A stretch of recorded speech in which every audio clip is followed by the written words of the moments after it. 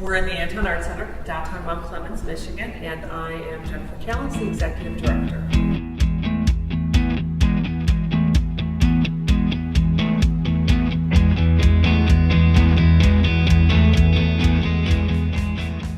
This was founded in 1969 in what used to be the Mount Clemens Public Library building. It's a 1904 historic Carnegie Library building.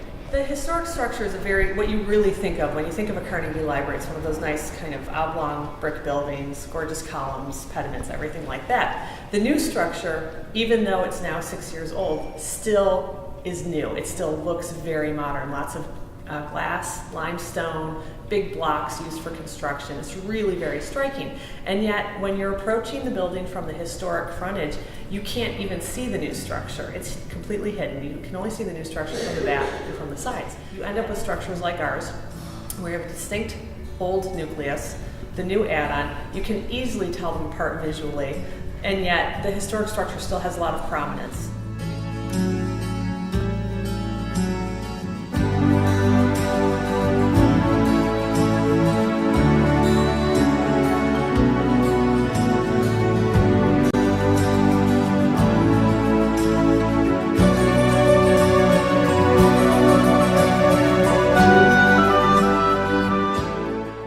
So I come at it from a very anthropological perspective of the Art Center building community, giving a sense of identity not only to Mount Clemens residents but to all of Macomb County, because we don't have a real wealth of arts in Macomb County. And I look at the Art Center as kind of like, what a library does, but for another segment of the community. And that's why we're here. That's the life that we bring to the community.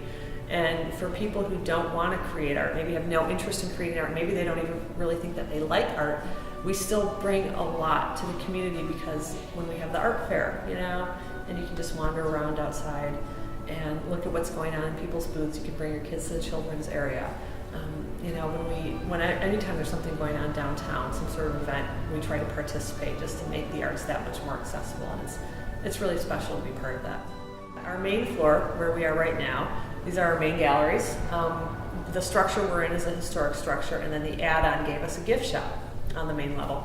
And then upstairs we have our community gallery, the Petiprin Community Gallery. This is our annual secondary student show. So every year we invite art teachers, so not individual student artists, but art teachers to submit work by their students in grades 7 through 12. Any school or collaborative or anything in Macomb County, they're all eligible to participate, even homeschoolers. And they're arranged by grade, so that it's very nice for someone to come in. They can see kind of outstanding 7th grade work next to outstanding 12th grade work, and get an idea of the process that kids are going through as they develop into artists.